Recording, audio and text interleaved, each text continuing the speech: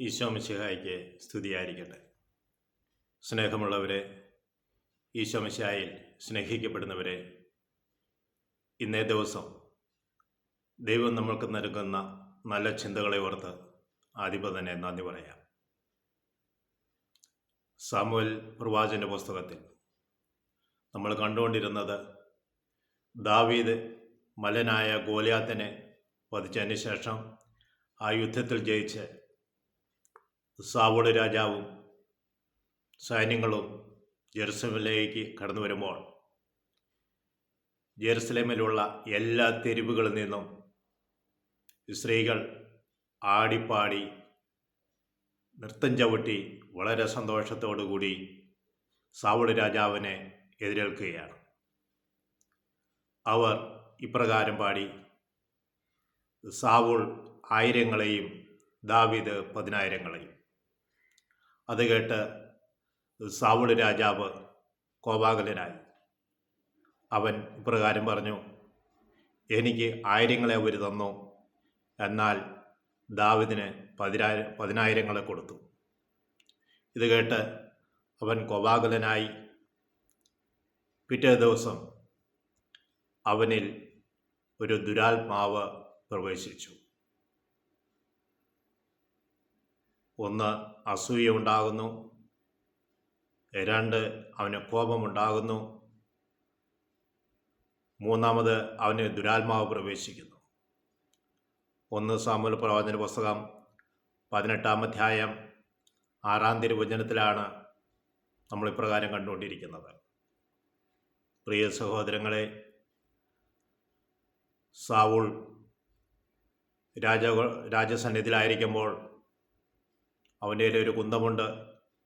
എന്നാൽ ദാവീദ് കിന്നരം വായിച്ചുകൊണ്ടിരിക്കുകയാണ്. 2 പ്രാവശ്യവും അവൻ കുന്തം കൊണ്ട് ദാവീദിനെ എറിഞ്ഞു, ചുമരിൽ ചേർത്ത് നിർത്തി കൊല്ലുവാൻ വേണ്ടി. ദാവീദ് അതിൽ നിന്ന് ഒഴിഞ്ഞു മാറി.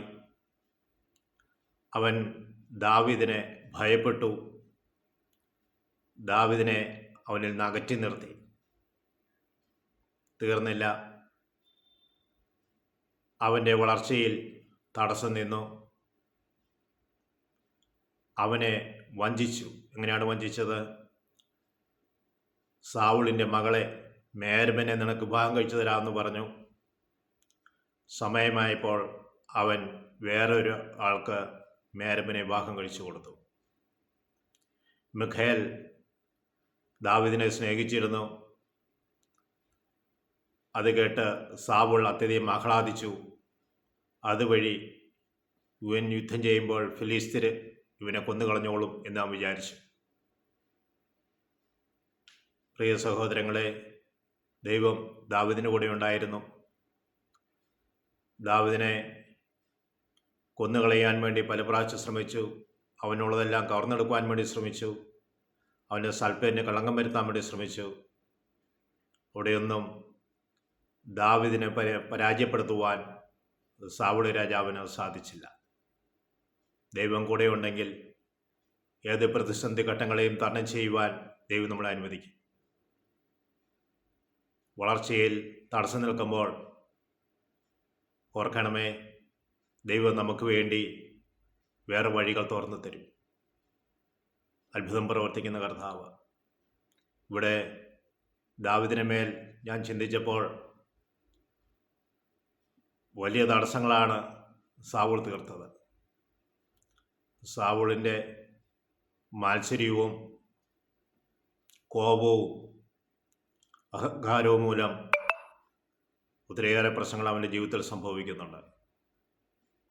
ദൈവം ദാവീദിനെ സംരക്ഷിച്ചതുപോലെ എന്നെ ശ്രമിക്കുന്ന ഏവരിലേക്കും ദൈവത്തിൻ്റെ ആത്മാവ് കടന്നു വന്ന് നമ്മളെ സംരക്ഷിക്കും എന്ന് വിശ്വസിക്കുക. പ്രിയ സഹോദരങ്ങളെ, നമുക്ക് എഴുന്നേറ്റ് നിൽക്കാം. നമ്മുടെ കണ്ണുകളടയ്ക്കാം. 2 കരവും ദൈവസന്നിധിയിലേക്ക് ഇന്ന് ഉയർത്താം. ദൈവമേ, സാവൂളിനെ പോലെ ഞങ്ങളാകാതെ നിൻ്റെ ഹിതപ്രകാരം ജീവിക്കുവാനും നിൻ്റെ ഇഷ്ടം തേടുവാനും ഞങ്ങളെ നീ അനുവദിക്കണമേ. ഈശോയെ, ഞങ്ങളിൽ മാത്സര്യമുണ്ടാകരുത്. കർത്താവേ, മത്സരം എന്ന് പറയുന്നത് തിരുവചനത്തിൽ കഴിഞ്ഞ ക്ലാസ്സുകളിൽ നമ്മൾ കേട്ടു. മത്സര്യം മന്ത്രവാദം പോലെ തന്നെ പാപമാണ്. ആരോഗ്യകരമായ മത്സരമുണ്ട്, അത് തെറ്റല്ല. എന്നാൽ അസൂയോടുകൂടി ദേഷ്യത്തോടു കൂടിയുള്ള മത്സര്യം അത് മന്ത്രവാദം പോലെ തന്നെ പാപമാണ്. എൻ്റെ ഈശോയെ, ഞങ്ങളുടെ മേൽ നിൻ്റെ ആത്മാവിനെ വർഷിക്കണമേ. ഞങ്ങൾക്ക് സുബോധം നൽകണമേ. അങ്ങയെ സ്നേഹിച്ച് മുന്നോട്ട് പോകുവാൻ, അങ്ങയുടെ ഹിതപ്രകാരം ജീവിക്കുവാൻ ഞങ്ങളെയും മറ്റുള്ളവരെല്ലാവരും നീ അനുഗ്രഹിക്കണമേ.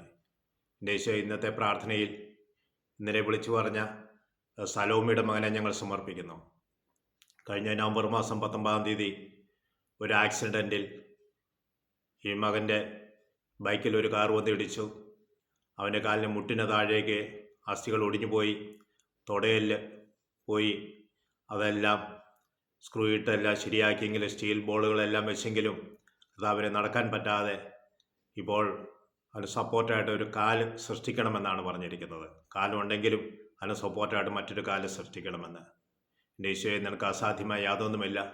ഈശോയെ, നീ സകലതും ക്രമപ്പെടുത്തുന്നവനാണ്. കർത്താവെ, നഷ്ടപ്പെട്ടു പോയതിനെ നീയാണ് പുനർജീവനം കൊടുക്കുന്നവനാണ്. മരിച്ചവരെ പോലും നീ ഉയർപ്പിച്ചവനാണ്. എൻ്റെ ഈശോയെ, ആ മകൻ്റെ കാലിന് നീ ബലപ്പെടുത്തി കർത്താവെ സുഖമായി എഴുന്നേറ്റ് നടന്ന് അവൻ്റെ കാര്യങ്ങൾ ചെയ്തു തീർക്കുവാൻ തക്കവിധം വലിയ കൃപയും അനുഗ്രഹവും മേൽ വർഷിക്കണമേ. ദൈവത്തിൻ്റെ ആത്മാവേ, പരിശുദ്ധാത്മാവേ, ആ മകനെ നീ അവിടുന്ന് പുനഃസൃഷ്ടിക്കണമേ. അവന് ആവശ്യമില്ലാത്തെല്ലാം അവൻ്റെ ഹൃദയത്തിൽ നിന്നും ശരീരത്തിൽ നിന്നും മാറിപ്പോകട്ടെ. കർത്താവെ, അവൻ്റെ കാലിന് നീ ബലം കൊടുക്കണമേ. അസ്ഥികളെ ബലപ്പെടുത്തുന്ന കർത്താവെ, ഇവൻ്റെ അസ്ഥികളെ ബലപ്പെടുത്തി മുന്നോട്ട് നയിക്കണമെന്ന് ഞങ്ങൾ ഒന്നുചേർന്ന് പ്രാർത്ഥിക്കുന്നു. എന്നെ ശ്രമിക്കുന്ന എല്ലാവരും ആ മകന് വേണ്ടി ഒന്ന് പ്രാർത്ഥിക്കണമേ.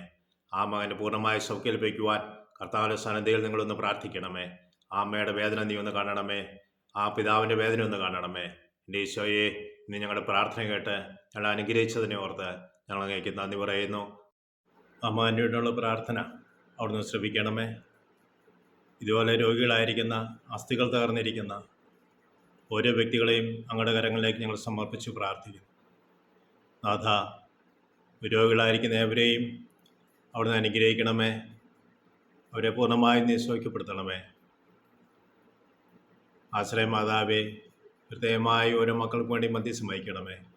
പിതാവിനും പുത്രനും പരിശുദ്ധാത്മാവിനും സ്തുതി, അതിലെ പോലെ ഇപ്പോഴെപ്പോഴും എന്നേക്കും.